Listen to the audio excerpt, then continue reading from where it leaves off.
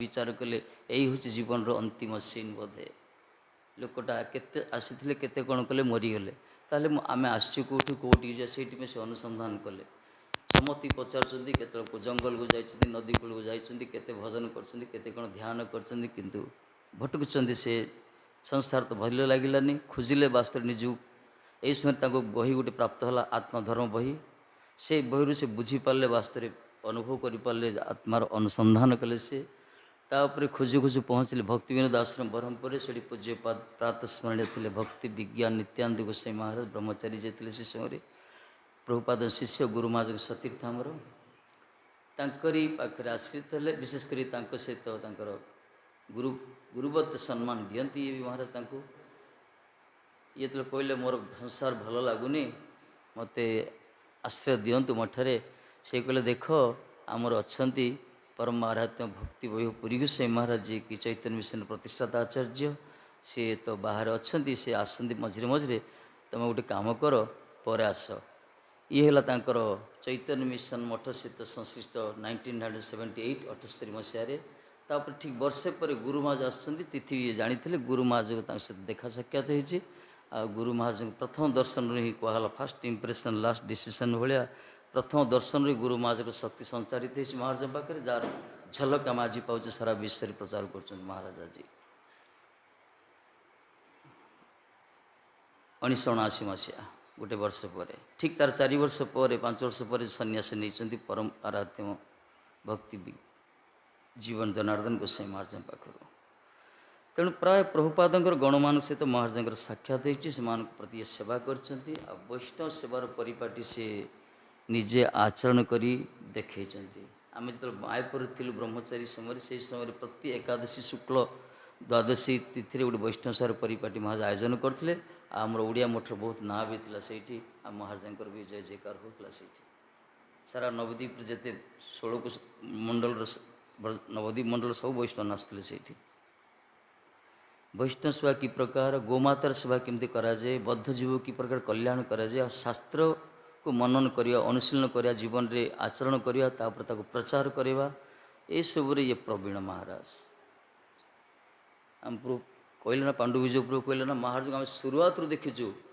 प्रचार गुरु महाराज गोटे प्रबाद वाक्य हूँ हरिकथा इज माय लाइफ से सब कहते हरिकथा ही मो जीवन वास्तव से से पालन भी कर बर्तमान देखु आम शरीर जहाँ भी हेल्ले सी ये बयस से सारा विश्व भ्रमण कर माने ऑस्ट्रेलिया को अमेरिका को मेक्सिको को हंगेरी जर्मन फ्रांस इटाली चेक रिपब्लिक सर्देनिया स्लोवेनिया इंग्लैंड केते कौन देश से बुलूँ विशेषकर गुरुमा सहित वर्ल्ड टूर भी कर विश्व परिभ्रमण कर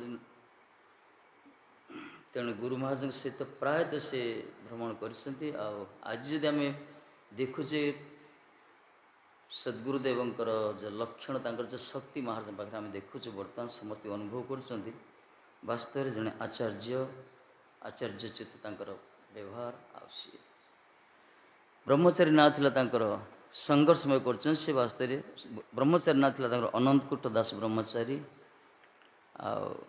सी भी वास्तव में पाखे आम लक्षण देखिपारे कि ऐश्वर्य कि माधुर्य कि औदार्य समस्त कृष्णकर जो प्रकार सब विलक्षण स्वभाव सब पाखे आम अनुभव कर सन्यास नाम हेल्ले से भक्ति विचार विष्णु गोसाई महाराज बर्तमान जब मिशन जदि जमी देवता मान असुविधा पड़े भगवान विष्णु पाक जाती प्रार्थना करने चैतन्य मिशन आभ्यंतरण किसी समस्या बाह्य किसी समस्या जो भी आसी महाराज सब छिड़ा होती नार सार्थकता से देखी बर्तमान भी सबू समस्या से अति सहज भाव निजर प्रज्ञा बुद्धि द्वारा स्थित प्रज्ञा मान विशेषकर उपस्थित बुद्धि द्वारा से समस्या बड़ बड़ समस्या भी समाधान कर करदे तेणु ये आमर गुरु महाराजंकर बड़ गोटे पिलर ये चैतन्य मिशन कहले अत्युक्त हेनी सारा तांकरी अपूरणीय स्थान महाराजंकर जो बर्तमान स्थिति संभव नहीं से स्थिति जड़े टच करिया आम देखीचु महाराजंकर निरलस जीवन आलस्यता ना तंद्रा भी ना जो कहला क्षांति अव्यर्थ कालत जो शब्द लगा है गोटे समय को से नष्ट करते ସବୁବେଳେ ଆମକୁ ବି ଉପଦେଶ ଦେଇଛନ୍ତି ସମୟ ବଡ଼ ମୂଲ୍ୟବାନ। ସମୟର ମୂଲ୍ୟ ଯେ ଜାଣନ୍ତିନି ସେମାନେ ଜୀବନରେ କେବେ ବଡ଼ ହେଇପାରନ୍ତିନି। ତେଣୁ ସମୟକୁ ନଷ୍ଟ କରିବା ଦରକାର ନାହିଁ। କେତେ ଜନ୍ମ ଠୋକର ପରେ ଆମେ ଗୋଟେ ଜନ୍ମ ପ୍ରାପ୍ତ ହେଇଛୁ, ମଣିଷ ଜନ୍ମ। ଏଇ ଜୀବନର ମୂଲ୍ୟାଙ୍କନ କରିବା ଯଦି ଭଗବାନଙ୍କର ଭଜନ ଠିକ୍ ଠିକ୍ କରିବା। ଆଉ ସିଏ କରିଛନ୍ତି ମଧ୍ୟ ଜୀବନରେ, ଆଳସ୍ୟତା ନାହିଁ ତାଙ୍କ ଜୀବନରେ। ଆମେ ଦେଖିଛୁ ସବୁବେଳେ ପଢ଼ା ମନନ। ଏପରି ମଠକୁ ଆସିବା ପୂର୍ବରୁ ଭଗବଦ୍ ଗୀତାର 700 ଶ୍ଲୋକ ତାଙ୍କର ମୁଖସ୍ଥ, ଆଉ ଅନ୍ୟାନ୍ୟ ଶାସ୍ତ୍ର ବି ତାଙ୍କର ପାରଦର୍ଶିତା ରହିଛି। ଆଉ ବିନା ପ୍ରିପାରେସନ୍ରେ ନନ୍ଷ୍ଟପ୍ ସ୍ପିଚର୍ ମାନେ ବର୍ତ୍ତମାନ ସମୟରେ ମହାରାଜ ଅଛନ୍ତି ମିଶନରେ ଆମର।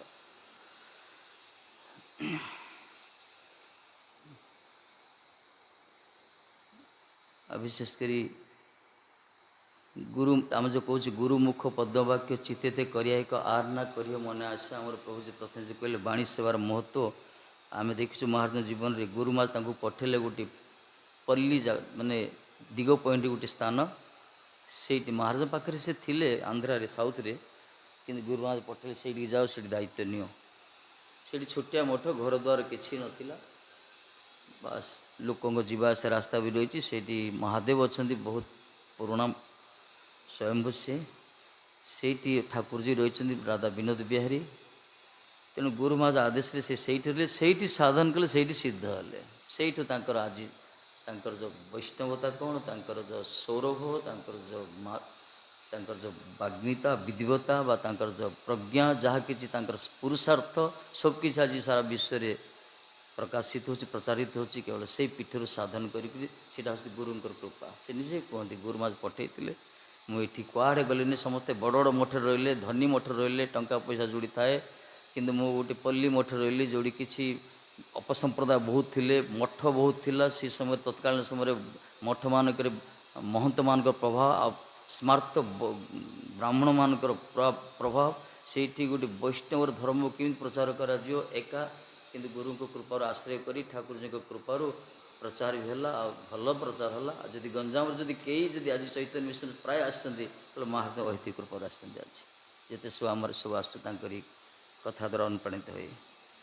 ତେଣୁ ଅଦ୍ଭୁତ ତାଙ୍କର ସବୁ ଯେଉଁ କାର୍ଯ୍ୟକଳାପ, ତାଙ୍କର ବିଚାରଧାରା। ଯେ କୁହାଯାଇଛି ବ୍ରହ୍ମାଣ୍ଡ ତାରିତେ ଶକ୍ତି ଧରେ ଜନନୀ, ଏବେ ତ ପୁରାଣ ଗୁଣ ଗାଇଛି ବସୁନି। ଭଗବାନଙ୍କର ଯେ ଶକ୍ତି ନା, ଜଣେ ଜଣେ ଧାରଣ କରି ଆସୁଛନ୍ତି ବ୍ରହ୍ମାଣ୍ଡକୁ ଧାରଣ କରିବା ପାଇଁ। ଏଇ ପ୍ରକାର ମହାନୁଭାନ ଆମେ ନିକଟରୁ ଦେଖୁଛେ, ମାନେ କି ପ୍ରକାର କେମିତି ଜଗତକୁ ନିଜେ ନିଜର ସମସ୍ତ ସୁଖକୁ ସମସ୍ତ ଭୋଗକୁ ତ୍ୟାଗ କରି ସେମାନେ ଆସନ୍ତି। ଏଥିପାଇଁ ସନ୍ଥମାନେ ହେଉଛନ୍ତି ବାସ୍ତବରେ ଆମର ପରମ ବନ୍ଧୁ। ସେମାନେ ଆମର ବୈଷ୍ଣବମାନେ, ସନ୍ଥମାନେ, ସାଧୁମାନେ, ଏମାନେ ଆମର ବାସ୍ତବରେ ନିକଟତର ବନ୍ଧୁ। ସନ୍ତ ବିସନ୍ତି ଚକ୍ଷୁଷୀ ବୈରର୍କ ସମୁଥିତ ଦେବତା ବାନ୍ଧବ, ଦେବତା ବାନ୍ଧବ ସନ୍ତ ସନ୍ତ ଆତ୍ମା ଅହମୟ ବଚ। ଭଗବାନ ଉଦ୍ଧବ କହୁଛନ୍ତି, ହେ ଉଦ୍ଧବ ଦେଖ, ଇଏ ସନ୍ତ ବିସନ୍ତି ଚକ୍ଷୁଷୁ,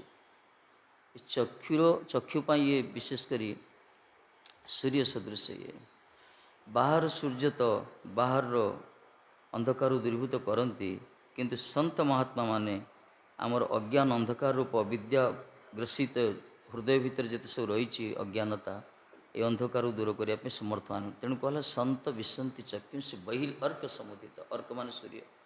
ସୂର୍ଯ୍ୟ ଭଗବାନ ଯଦି ବାହାର ଆଲୋକକୁ ନଷ୍ଟ, ବାହାର ଆଲୋକ, ବାହାର ଅନ୍ଧକାରକୁ ଆଲୋକ ଦ୍ୱାରା ବିଦୂରିତ କରନ୍ତି, ତଦନୁରୂପ ଏଇ ମହାତ୍ମା ମାନେ, ମହାପୁରୁଷ ମାନେ, ସନ୍ତମାନେ, ଏମାନେ ଜ୍ଞାନ ଆଲୋକ ଦ୍ୱାରା ବହିର୍ମୁଖ ଜୀବର ହୃଦୟ ଅନ୍ତସ୍ଥ ଯେଉଁ ଅଜ୍ଞାନତା ଅନ୍ଧକାରକୁ ଦୂରୀଭୂତ କରିଦିଅନ୍ତି। ଆଉ କହିଲେ ସେତିକି ନୁହେଁ, ଏମାନେ ହିଁ ଦେବତା। ଦେବତା ମାନେ କୌଣସି ଇନ୍ଦ୍ରାଦି ଦେବତା କୁହାଯାଏନି। ଏଇ ସନ୍ତ ମହାପୁରୁଷ ମାନେ ଆମ ପାଇଁ ବଡ଼ ଦେବତା ମାନେ। ଦେବତା ବାନ୍ଧବ, ବାନ୍ଧବ ମାନେ କୌଣସି ଆତ୍ମୀୟ ସ୍ୱଜନକୁ ପିତ୍ରାଦି ପିତୃବ୍ୟ ମାତୃ ଆଦି ଏମାନଙ୍କୁ ଆମର ଆତ୍ମୀୟ କୁହାଯାଏନି। ଏମାନେ ହିଁ ଆମର ସନ୍ତମାନେ, ଆମର ଆତ୍ମୀୟ କୁହାଯାଇଛି। ଆଉ ଖାଲି ସେତିକି ନୁହେଁ, ଏମାନେ ହେଉଛନ୍ତି ଆତ୍ମା। ଅହମ ଆତ୍ମା ଏବଛେ କହିଲେ ଇଷ୍ଟ ଦେବ, କହିଲେ ଏମାନେ ହିଁ ଆମର ଇଷ୍ଟ ଦେବ। ଖାଲି ସେତିକି କହିନାହାନ୍ତି, ଭଗବାନ ତ କହିଛନ୍ତି ନ ତଥା ଆମେ ପ୍ରିୟତମ ଆତ୍ମଜନୀ ନ ଶଙ୍କର ନ ଚ ସଂକର୍ଷଣ ନ ଶ୍ରୀନିବାସ ଆତ୍ମା ଏବଛ। କହିଛନ୍ତି ଦେଖ, ନ କହିଲେ ହେ ଉଦ୍ଧବ, ତମ ଭଳିଆ ଭକ୍ତ ନା, ସେମାନେ ମୋର କ'ଣ ନ ତଥା ଆମେ ପ୍ରିୟତମ ମୋଟ ଜଗତରେ ମୋର ପ୍ରିୟତମ କିଏ ନା ଆତ୍ମଜନୀ ମାନେ ମୋର ପୁତ୍ର। ବ୍ରହ୍ମା ମଧ୍ୟ ମୋର ପ୍ରିୟ ନୁହେଁ, ଶଙ୍କର ମୋର ଭକ୍ତ ମଧ୍ୟ ମୋର ପ୍ରିୟ ନୁହେଁ, ଶଙ୍କର୍ଷଣ ମୋର ଭାଇ ମଧ୍ୟ ପ୍ରିୟ ନୁହେଁ, ନଚ ଶଙ୍କର୍ଷଣ ନ ସ୍ତ୍ରୀ, ସ୍ତ୍ରୀ ମାନେ ଲକ୍ଷ୍ମୀ ମୋର ଅର୍ଦ୍ଧାଙ୍ଗିନୀ, ଇଏ ବି ମୋତେ ପ୍ରିୟ ନୁହେଁ, ଶ୍ରୀ ନୈବାତ୍ମା, ଏପରିକି ମୋର ଆତ୍ମା ମଧ୍ୟ ମୋତେ ପ୍ରିୟ ନୁହେଁ, ଅହମ୍ ଏବ ଆତ୍ମା ଚ, ତମେ ଯେ ପୁରା ମୋର ପ୍ରିୟ। ଏହି ପ୍ରକାର ଭକ୍ତମାନେ ହେଉଛନ୍ତି, ସନ୍ତମାନେ ହେଉଛନ୍ତି ମହାପ୍ରଭୁଙ୍କ ଅତ୍ୟନ୍ତ ପ୍ରିୟ। ସେଥିପାଇଁ ଭଗତ ଶକ୍ତିର ଝଲକ ଏମାନେ, ଭଗବାନଙ୍କର ଚିଙ୍ଗାରି ସରିତ ସ୍ପାର୍କିଂ କୁହାଗଲା। ଏମାନେ ସବୁ ଆସିଛନ୍ତି ଜଗତରେ ଯେମିତି ମାୟାର ଗ୍ରସିତ ଝିଅମାନଙ୍କର ସବୁକିଛି ଅନର୍ଥକୁ ଦୂରୀଭୂତ କରିବା ପାଇଁ ଏମାନେ ଆସିଛନ୍ତି। ସେଥିପାଇଁ କୁହାଯାଇଛି, ଏମାନଙ୍କ ଲକ୍ଷଣ ବି ବର୍ଣ୍ଣନା କରାଯାଇଛି ମହାରାଜଙ୍କର, ଯେମିତି ଭାଗବତରେ ବର୍ଣ୍ଣନା କରାଯାଇଛି, ସନ୍ତ ଅନପେକ୍ଷ ମଚ୍ଚିତା ପ୍ରଶାନ୍ତ ସମଦର୍ଶିନ ନିର୍ମମ ନିର୍ମମ ନିର୍ଦ୍ଦନ୍ଦ ନିରପେକ୍ଷ ସପରିଗ୍ରହ କୁହାଗଲା। କହିଲେ ସନ୍ତ ଅନପେକ୍ଷ, ସନ୍ତମାନେ ହେଉଛନ୍ତି ନିରପେକ୍ଷ, ଅନପେକ୍ଷ, କାହାକୁ ଅପେକ୍ଷା କରନ୍ତିନି। ସାଧୁମାନେ କାହାକୁ ଅପେକ୍ଷା କରନ୍ତିନି। ଅପେକ୍ଷା ମାନେ କାହାକୁ? ଏଇ ସ୍ୱାର୍ଥୀ ମଣିଷମାନଙ୍କୁ ଅପେକ୍ଷା କରନ୍ତିନି, ସ୍ୱାର୍ଥୀ ଦେବତାମାନଙ୍କୁ ଅପେକ୍ଷା କରନ୍ତିନି, ବା କୌଣସି କର୍ମଜ୍ଞାନକୁ ଅପେକ୍ଷା କରନ୍ତିନି। ମହାତ୍ମାଙ୍କର ଲକ୍ଷଣ ଇଏ, ଏମାନେ କୌଣସି କର୍ମକୁ ଅପେକ୍ଷା କରନ୍ତିନି, ଜ୍ଞାନକୁ ଅପେକ୍ଷା କରନ୍ତିନି, ଦେବତା ମଣିଷକୁ ଅପେକ୍ଷା କରନ୍ତିନି, ନିଜେ ନିଜର ଭଜନ କୀର୍ତ୍ତନ କରନ୍ତି। ସନ୍ତ ଅନପେକ୍ଷ। ତାପରେ ପଚାରିଲେ କ'ଣ ଭଗବାନ କହୁଛନ୍ତି ନା, ଉଦ୍ଧବ ପଚାରିଲେ କ'ଣ ଆପଣଙ୍କୁ ବି ଅପେକ୍ଷା କରିବେ? ନାଇଁ ନାଇଁ, ମୋତେ ଅପେକ୍ଷା କରିବେ। କାହିଁକିନା ମଚ୍ଚିତା, ଏମାନଙ୍କ ଚିତ୍ତ ହେଉଛି ମୋର ପ୍ରତି ଆକର୍ଷିତ। ଏଇ ମହାତ୍ମାଙ୍କର ଚିତ୍ତ ସବୁବେଳେ ମଚ୍ଚିତ କଥା କୁହାଗଲା, ଏମାନଙ୍କ ମନ ମୋ ପ୍ରତି ଆକର୍ଷିତ। ସେତେବେଳେ ଉଦ୍ଧବଜୀ ପଚାରନ୍ତି, ପ୍ରଭୁ ଆପଣଙ୍କ ଚିତ୍ତ ବିଶ୍ୱନାଥ ଉଠେଇଛନ୍ତି, ଆପଣଙ୍କ ପ୍ରତି କଂସ ଆଦି, କଂସ ଶିଶୁପାଳ ଦନ୍ତବକ୍ର, ଏମାନେ ବି ଆପଣଙ୍କୁ ତ ସବୁବେଳେ ଚିନ୍ତନ କରୁଥିଲେ। ଆରେ ନାଇଁ ନାଇଁ, ଏମାନେ ଚିନ୍ତନ କରୁଥିଲେ, ଦ୍ୱେଷ କରି ଚିନ୍ତନ କରୁଥିଲେ, କିନ୍ତୁ ମୋର ଭକ୍ତ ଯେଉଁମାନେ ନା, ସେମାନେ ହେଉଛନ୍ତି ପ୍ରଶାନ୍ତା, ସନ୍ତ ଅନପେକ୍ଷ ମଚ୍ଚିତା ପ୍ରଶାନ୍ତା। ପ୍ରଶାନ୍ତ ତ କ୍ରୋଧ ଯେଉଁମାନଙ୍କର ନାହିଁ, ଏମାନେ କ୍ରୋଧୀ ନୁହନ୍ତି, ଏମାନେ କ୍ରୋଧ ନା, ଆଙ୍କ ପାଖରେ କ୍ରୋଧ ନଥାଏ। ସେତେବେଳେ ପଚାରିଲା, ଯଦି ତାଙ୍କୁ କିଏ କ୍ରୋଧ ନାହିଁ କହୁଛନ୍ତି, ତାଙ୍କୁ ଯଦି କିଏ ବାଡ଼େଇବ ପିଟିବ ଗାଳି କରିବ, କ'ଣ କ୍ରୋଧ କରିବେନି ବିଦେଶମାନଙ୍କୁ? ନାଇଁ ନାଇଁ, କାହିଁକି ନା ସମଦର୍ଶୀନ, ଏମାନେ ଶତ୍ରୁ କିଏ ମିତ୍ର କିଏ ଉଦାସୀନ କିଏ ନିରପେକ୍ଷ, ସମସ୍ତ ପ୍ରତି ସମାନ ଭାବ ତାଙ୍କର ଥାଏ। ମହାତ୍ମାଙ୍କ ଲକ୍ଷଣ କହୁଛନ୍ତି ଏଇଠି। ତାଙ୍କୁ କିଏ ଗାଳି କଲେ ମଧ୍ୟ ସେମାନେ ତାକୁ କିଛି କୁହନ୍ତିନି, ବରଂ ଗାଳି କରିବା ଲୋକର, ଶତ୍ରୁତା କରିବା ଲୋକର ମଙ୍ଗଳ ଚିନ୍ତା କରି ଭଗବାନ ପାଖରେ ପ୍ରାର୍ଥନା କରନ୍ତି। ସନ୍ତ ଅନପେକ୍ଷ ମଚ୍ଚିତା ପ୍ରଶାନ୍ତ ସମଦର୍ଶୀନ। ତାପରେ କହିଲେ ନିରହଙ୍କାର କୁହାଯାଇଛି। ନିରହଙ୍କାର ଏମାନଙ୍କର, କାହିଁକି ନା ଏମାନେ ଅହଙ୍କାର ନଥାଏ। ସମଦର୍ଶୀ ଭାବ କାହିଁ? ଜଣେ ଶତ୍ରୁକୁ ମଧ୍ୟ ନିଜର ଶତ୍ରୁର ମଧ୍ୟ ମଙ୍ଗଳ ଚିନ୍ତା କରନ୍ତି। ସଂସାରରେ ବିଚାର ନାହିଁ, ସଂସାରରେ ମିତ୍ରମାନଙ୍କୁ ଚିନ୍ତା କରିବେ, କିନ୍ତୁ ଶତ୍ରୁକୁ ମଧ୍ୟ ମଙ୍ଗଳ ଚିନ୍ତା କରନ୍ତି। କାହିଁକିନା ଆଗ ପାଖରେ ଅହଙ୍କାର କିଛି ନଥିଲା। ଅହଙ୍କାର, ମହାତ୍ମାଙ୍କର ଅହଙ୍କାର କିଛି ନାହିଁ, ଅହଂଭାବ ନାହିଁ, ମୁଁ ଶବ୍ଦ ଆଙ୍କର ନାହିଁ କିଛି। ଏମାନେ ସବୁବେଳେ ଭଗବାନଙ୍କର ନିଜର ଦାସ ନ ଦାସ ବୋଲି ଭାବନ୍ତି। ଏମାନେ ନିରହଙ୍କାର, ନିର୍ମମ, ମମତ୍ୱ ନାହିଁ, ମୋର ବୋଲି କିଛି ନାହିଁ ଆଙ୍କର, ଦାବି କରନ୍ତି ମାନେ ମୋର ବୋଲି। ଏତେ ବଡ଼ କହିଛନ୍ତି ମୋର ବୋଲି କହୁଛନ୍ତି। ସବୁ ସମସ୍ତେ ଆମର ଯେତେ ପ୍ରାମାଣିକ ସନ୍ଥଙ୍କର ଯେ ବିଚାରଧାରା, ଏମାନେ ନିଜର କିଛି ସବୁକିଛି କରୁଥିବେ, କିନ୍ତୁ ତାଙ୍କର କୁହନ୍ତି ଏଇଟା ସବୁ ଗୁରୁଙ୍କ କୃପା, ପ୍ରଭୁପାଦଙ୍କ କୃପା, ମହାପ୍ରଭୁଙ୍କ କୃପା, ମୁଁ କରିଛି କେବେ କୁହନ୍ତିନି ଏମାନେ। ତେଣୁ ମାଙ୍କର ମୋର ଶବ୍ଦ ତ ନାହିଁ। ନିରହଙ୍କାର, ନିର୍ମମ, ନିର୍ଦ୍ଦନ୍ଦ, କାହିଁକି? ଏଥିପାଇଁ ମାନେ ଦ୍ୱନ୍ଦ୍ୱ ରହିତ, ମାନେ ଦ୍ୱନ୍ଦ୍ୱ କିଛି ନାହିଁ ଆଙ୍କର, ଦ୍ୱନ୍ଦ୍ୱ ନାହିଁ। ଦ୍ୱନ୍ଦ୍ୱ, ଝଗଡ଼ା, ସଂଘର୍ଷ, କାହିଁକି ଦ୍ୱନ୍ଦ୍ୱ ନାହିଁ? ଏ ଶୀତ ହେଉ କି ଉଷ୍ଣ ହେଉ, ବା ଲାଭ ହେଉ କି କ୍ଷତି ହେଉ, ନିନ୍ଦା ଅପମାନ, ଏସବୁରେ ମାନେ ବିଚଳିତ ହୁଅନ୍ତିନି। ଅପମାନ କଲନ୍ତି ସୁସ୍ଥ ପ୍ରସନ୍ନ ଭାବରେ ମାନେ ସବୁବେଳେ ଥାଆନ୍ତି। ନିର୍ମମ, ନିରହଙ୍କାର, ନିର୍ମମ, ନିର୍ଦ୍ଦନ୍ଦ, ସପରିଗ୍ରହ, ଏମାନେ କାହା ପାଖରୁ କିଛି ଚାହାନ୍ତିନି, ବାସ୍ ଅଯାଚିତ ଭାବରେ ରୁହନ୍ତି। ଭଗବତ ଇଚ୍ଛାରେ ଯାହା ମିଳେ ସେଥିରେ ନିଜର ପରିଚାଳନା କରନ୍ତି। କାହା ପଛରେ ଦ୍ୱାରସ୍ଥ ହେଇକି ସେମାନଙ୍କୁ ପଛରେ ଦୌଡ଼ନ୍ତିନି କିଛି ଗୋଟେ ପାଇବା ପାଇଁ। ଯଦି ବି କିଛି ସେମାନେ ଭିକ୍ଷାବୃତ୍ତି କରନ୍ତି ଭଗବାନଙ୍କର ସେବା ପାଇଁ। ଏହି ପ୍ରକାର ମହାତ୍ମା, ଏଇ ଯେଉଁ ଭଗବତରେ ଯେଉଁ ବର୍ଣ୍ଣନା କରା ଏସବୁ ଲକ୍ଷଣ ସାଧୁର ଆମେ ଦେଖିଛୁ ମହାରାଜଙ୍କ ପାଖରେ ଲକ୍ଷଣ ରହିଛି ସେସବୁ। ତେଣୁ ଶାସ୍ତ୍ର ଦୃଷ୍ଟିଜ୍ଞାନ ଗୋଟେ ସାଧୁକୁ ନିର୍ଣ୍ଣୟ କରାଯାଏ। ଏମିତି ନୁହେଁ ଯେ ଖାଲି ବେଶ ପଡ଼ିଲେ ସାଧୁ, କିନ୍ତୁ ମହାତ୍ମା ଯେଉଁ ଗୌଡ଼ୀୟ ବୈଷ୍ଣବଧାର ଯେଉଁ ସନ୍ଥମାନେ ଆସିଛନ୍ତି, ଏମାନଙ୍କୁ ବାହ୍ୟ ଲୋକ ବାହ୍ୟ ଦୃଷ୍ଟିରେ ଦର୍ଶନ କରନ୍ତି। କାହିଁକିନା ଅଜ୍ଞାନତା ହେଉଛି ଅସାଧୁମାନଙ୍କର ସମ୍ପତ୍ତି। ଅଜ୍ଞାନତା, ଅବିଦ୍ୟା, ଏସବୁ ଅସାଧୁମାନଙ୍କର ସମ୍ପତ୍ତି। କିନ୍ତୁ ସାଧୁମାନଙ୍କର ସମ୍ପତ୍ତି ଅସାଧୁ ଅଜ୍ଞାନତା ନୁହେଁ, ସାଧୁମାନଙ୍କର ସମ୍ପତ୍ତି ଜ୍ଞାନ କୁହାଗଲା। କେଉଁ ଜ୍ଞାନ? ଶାସ୍ତ୍ରୀୟ ଜ୍ଞାନ, ଜଡ଼ଜଗତ ଜ୍ଞାନ କଥା କୁହାଯାଏନି। ଶାସ୍ତ୍ର ଜ୍ଞାନ ହେଉଛି ସାଧୁମାନଙ୍କର ସମ୍ପତ୍ତି। ତେଣୁ ସେ ଶାସ୍ତ୍ରୀୟ ଜ୍ଞାନ ଦୃଷ୍ଟିରେ ସେମାନେ ଦର୍ଶନ କରନ୍ତି ସାଧୁ କିଏ ଭଗବାନ କିଏ। କିନ୍ତୁ ଅସାଧୁ ଲୋକମାନେ ସଂସାରରେ ଯେଉଁମାନେ ଅସତ୍ ବୃତ୍ତିରେ ସବୁ ରହିଛନ୍ତି, ଯେଉଁମାନେ ଜାଗତିକ ବୁଦ୍ଧି ଦ୍ୱାରା ଯେଉଁ ପରିଚାଳିତ, ସେମାନଙ୍କର ତ ଅବିଦ୍ୟା ଅଜ୍ଞାନ ଦ୍ୱାରା ଗ୍ରସିତ, ସେଇଟା ହିଁ ତାଙ୍କର ସମ୍ପତ୍ତି। ସେଥିପାଇଁ ତାଙ୍କର ଛୋଟ ବୁଦ୍ଧିରେ ସେମାନେ ସାଧୁକୁ ନିର୍ଣ୍ଣୟ କରନ୍ତି, ମାପୁଛନ୍ତି, ଧକ୍କା ଖିଆଉଛି। ସେମାନେ ବୁଝିପାରୁନାହାନ୍ତି ବାସ୍ତବରେ ସନ୍ଥ କୋଉମାନେ, ତ୍ୟାଗୀ କୋଉମାନେ, ଭକ୍ତ କୋଉମାନେ, ଗୁରୁ କୋଉମାନେ। ସେମାନେ ନିଜ ନିଜର ସୀମିତ ବୁଦ୍ଧି ଦ୍ୱାରା ନିର୍ଣ୍ଣୟ କରୁଛନ୍ତି, ଆଉ ନିଜ ବୁଦ୍ଧି ଦ୍ୱାରା ସେମାନେ ଅନ୍ୟକୁ ସେଇ ଭାବରେ ଦେଖୁଛନ୍ତି। ସେଇଟା ଭୁଲ ହେଉଛି ଆମମାନଙ୍କର। ଏଥିପାଇଁ ସାଧୁମାନଙ୍କର ସମ୍ପତ୍ତି ଅଛି ଜ୍ଞାନ, ଅସାଧୁମାନଙ୍କର ସମ୍ପତ୍ତି ହେଉଛି ଅଜ୍ଞାନ। ଜଗତରେ ଦୁଇ ପ୍ରକାର ଲୋକ ଅଛନ୍ତି, ଜ୍ଞାନୀ ଅଜ୍ଞାନୀ। ଅଜ୍ଞାନୀ ଯେଉଁମାନେ ନିଜର ଜଡ଼ ବୁଦ୍ଧି ଦ୍ୱାରା ସବୁ କିଛି ବୁଝିବାକୁ ଚେଷ୍ଟା କରନ୍ତି, ଜ୍ଞାନୀ ଯେଉଁମାନେ ଶାସ୍ତ୍ର ବିଚାର ଦ୍ୱାରା ବୁଝିବା ପାଇଁ ଚେଷ୍ଟା କରନ୍ତି। ତେଣୁ ଯେଉଁ ଭଗବାନଙ୍କର ଭକ୍ତମାନେ ଆସନ୍ତି, କିନ୍ତୁ ମହାରାଜ ଆସିଛନ୍ତି, ସେମାନେ ସବୁ ଶାସ୍ତ୍ର ଜ୍ଞାନ ଜଗତକୁ ଦେଖିଛନ୍ତି, ସେଇ ଅନୁଭବ କଥା ସେମାନେ ଜଗତରେ ପ୍ରଚାର କରିଛନ୍ତି। ଏମିତି ନୁହେଁ ଯେ କପଳ କଳ୍ପିତ କଥା, ମନୋରଞ୍ଜନ କଥା, ଲୋକଙ୍କୁ ସନ୍ତୁଷ୍ଟ କରିବା ପାଇଁ କଥା ସେମାନେ କହିନାହାନ୍ତି କେବେ। ସାରା ଜୀବନ ସାରା ପ୍ରଚାର କରିଛନ୍ତି। ତାଙ୍କ ପ୍ରଚାର ଦେଖିବ ଯଦି, କେବେ ଶୁଣିବ ଯଦି, ସେ କଥାରେ କୌଣସି ଲୋକରଞ୍ଜନ କଥା ନାହିଁ, ମନୋଧର୍ମୀ କଥା ନାହିଁ, କୌଣସି ଲୋକଙ୍କୁ ସନ୍ତୁଷ୍ଟ କରିବା କଥା ନାହିଁ। ସେଥିରେ ଖାଲି ଆତ୍ମାର କଥା ଅଛି, ଆତ୍ମଧର୍ମର କଥା ଅଛି। କାହିଁକିନା ବୈଷ୍ଣବର ଧର୍ମ ହେଉଛି ବାସ୍ତବରେ ଆତ୍ମଧର୍ମ, ଭାଗବତ ଧର୍ମ। ସେ ଭାଗବତ ଧର୍ମ ହିଁ ପ୍ରଚାର କରିଛନ୍ତି। ଭଲେ ସେ କଥା କଡ଼କ ବି ହେଇଯାଇପାରେ ବେଳେବେଳେ, କି ସେଥିରେ ହିଁ ଜଗତର କଲ୍ୟାଣ ହେଇଥାଏ। ଏଥିପାଇଁ ପ୍ରଭୁପାଦଙ୍କ ଗଣ ଯେଉଁମାନେ ଆସିଛନ୍ତି ଜଗତକୁ, ତାଙ୍କରି ଚେଇନରେ ଯେଉଁମାନେ ଆସିଛନ୍ତି, ସେମାନଙ୍କର ବାଣୀ ହିଁ ପୁରା ବୀର୍ଯ୍ୟବତୀ ଥାଏ। ଆଉ ମହାରାଜ ସେ ପୁରା ଜଣେ ପ୍ରିଚର, ସେ ପ୍ରକାର ପ୍ରଚାରକ ସିଏ, ଆଉ ଅନୁଭବୀ ମହାତ୍ମା। ଏମିତି ନୁହେଁ ଯେ ଖାଲି ନା ସାଧନ କରିକି ଅନୁଭବ କରୁଛନ୍ତି।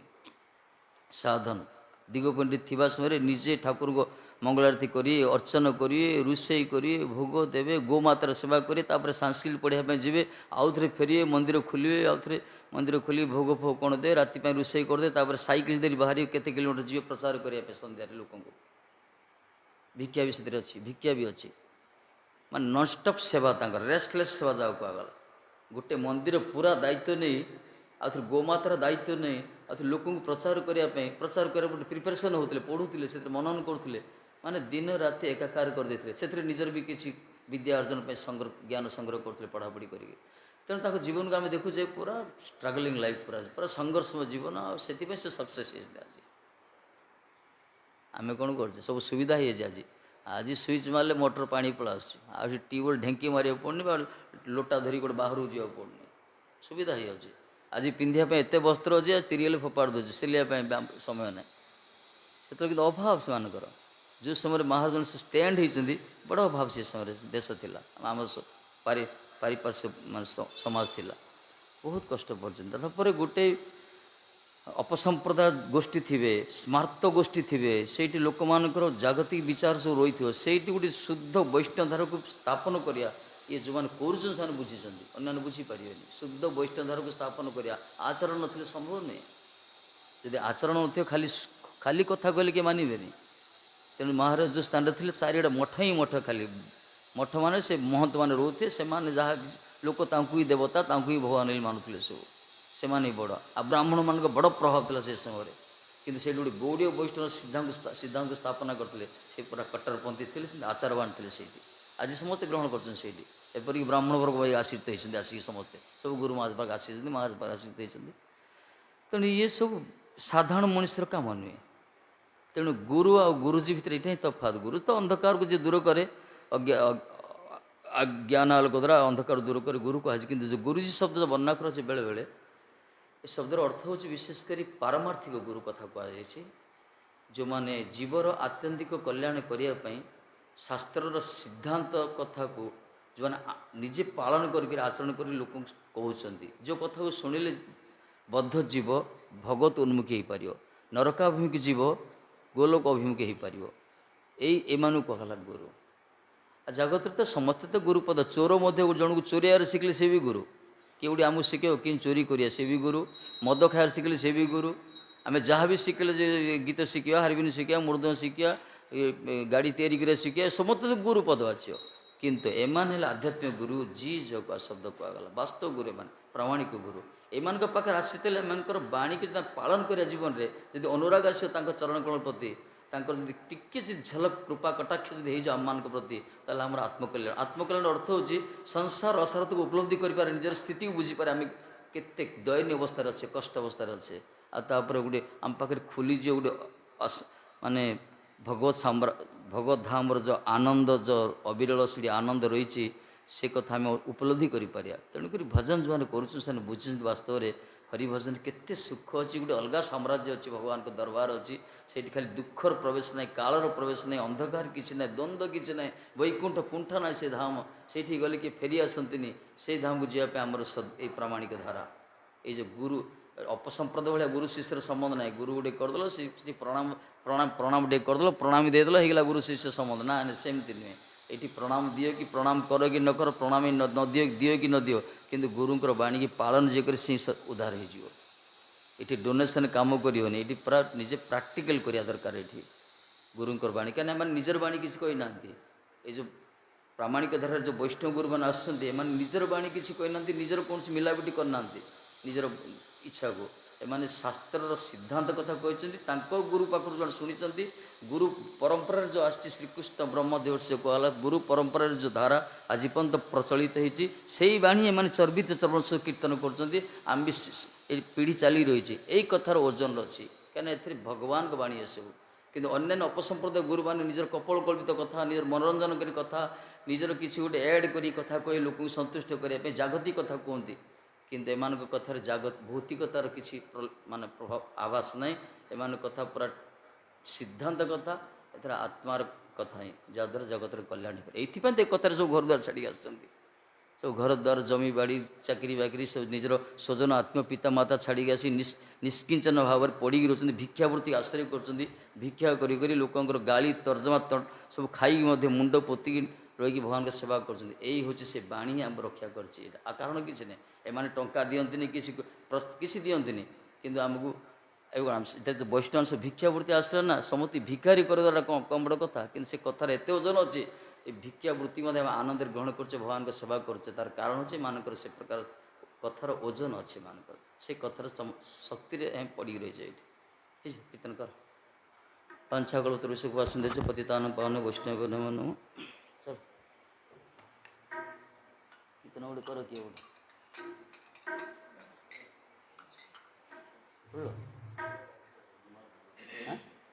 କର।